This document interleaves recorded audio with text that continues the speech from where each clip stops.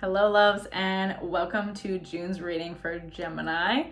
I definitely recommend watching these for your rising and your sun sign since they are general readings. That way you can kind of take what resonates and leave what doesn't for yourself. Let's get right into it for Gemini this month. As always, if you like my channel, be sure to hit that like button, comment below, share, or subscribe. Let's get into it. All right.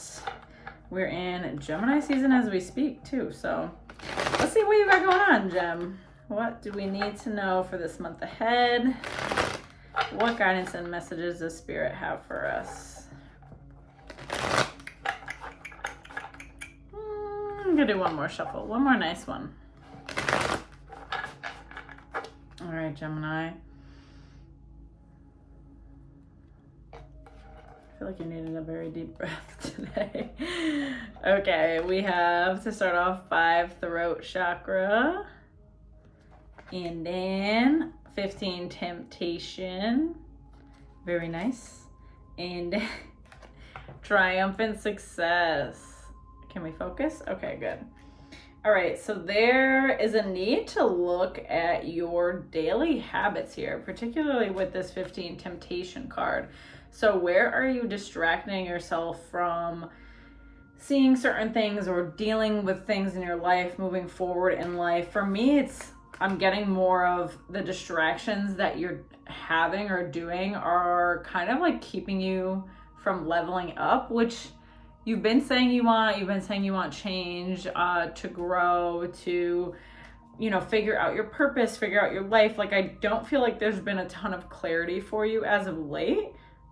Excuse me. And the temptation card is like, well, you definitely are distracting yourself with certain things, which we tend to do, right? We tend to say we want change, but then honestly, like, change is very uncomfortable. So a big part of us will resist that. Maybe a part of you doesn't feel fully safe to embrace that change, doesn't feel fully prepared to embrace that change. So I highly actually recommend parts work if you've ever done that before.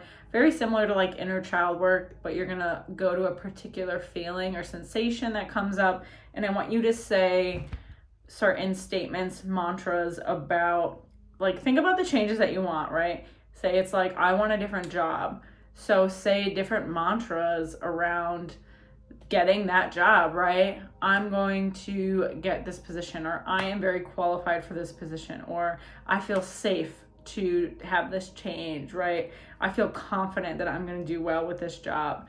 And when you say each one, how does your body feel? Does it believe you, right? Do you feel resistance there? It's a beautiful way to really figure out where we are holding tight, where we are not ready to move forward, and that way we can begin a conversation with ourselves.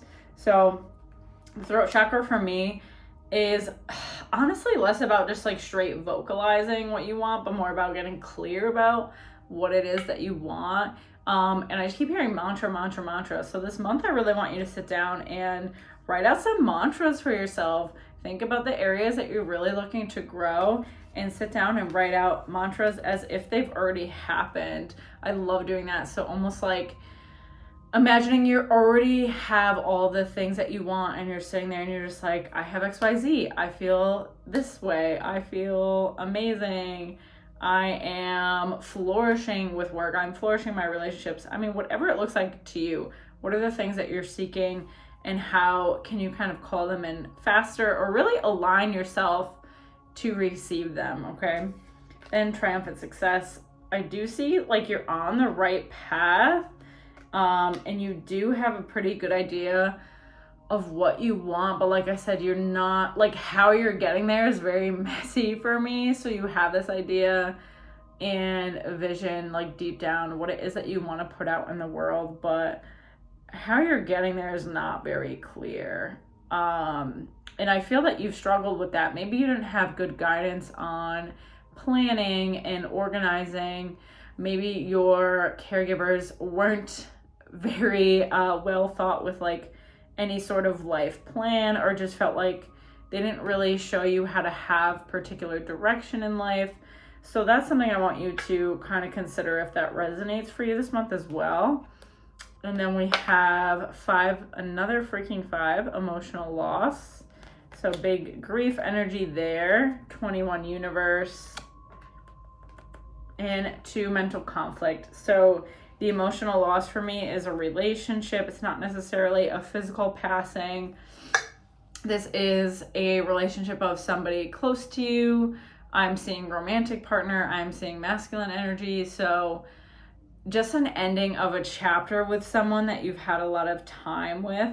And like I said, this is a general reading, so this could be a different role for all of us that are listening here.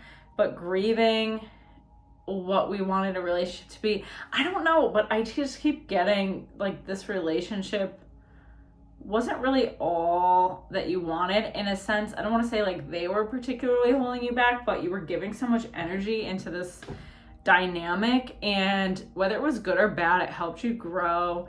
It definitely served its purpose for some time, but now it's time to move away from it, and you're going to feel this lightness after you move through the grief that is going to feel really nice and refreshing for you in 21 universe. So yeah, having acceptance around this ending, having acceptance around things maybe not working out or this person leaving your life is going to be difficult, but recognizing eventually it really wasn't something meant to be in your experience forever. And that's just going to take some time, right? With the emotional loss card, like this grief is necessary, it's uncomfortable, but it had to happen.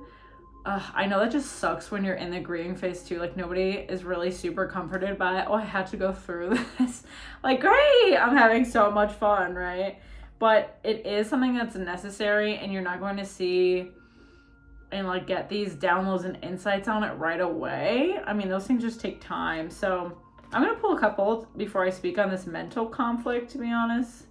All right, so we have 6 harmony and then 2 intuition. So yeah, with the mental conflict, again, it's like around having acceptance about this particular relationship ending for you. Like you're really just back and forth about it between like, oh, this is so upsetting, this is terrible, and then maybe this is good for me, maybe this is good to move forward and move on, right? So it's definitely going to take its toll on you for a little bit. But then with the 6 harmony card, like this is very nice. This is, your relationships coming into a more harmonic state. There's way more balance of energy.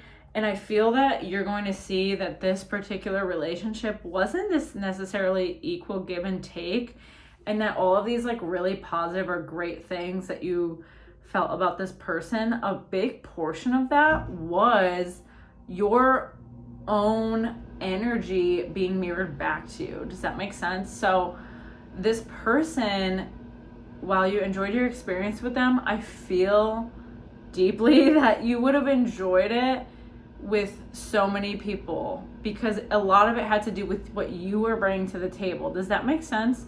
A lot of it had to do with your joy and childlike essence that then let them, bring that to the table. So you're like, oh, we're having such a good time. And I mean, relationships are not so black and white, right? A lot of dynamics in our life can kind of be like that. But all I'm saying is, I feel like you thought this person was all that in a bag of chips, and maybe they're not. Maybe they're just all right? Maybe they're just okay. That's fine. That's not a big deal. Not everybody is amazingly compatible and meant for each other. It's just not realistic. So let's see what else we have going on. Very specific reading to the waiting game. All right, we're gonna do a couple. 6, third eye chakra. And then 8, accelerated motion. Very nice. So you're gonna be in like a limbo in June. A lot of things shifting for your intimate relationships. And it's making it hard to kind of focus on other things. You also just get to this space where this relationship clearing out and ending for you allows you to really figure out what the heck you want with your life. Because I feel that there's been a lot of distraction with your intimate relationships, and the space almost like had to clear. I feel like I keep saying that, but it's really what is coming up for me.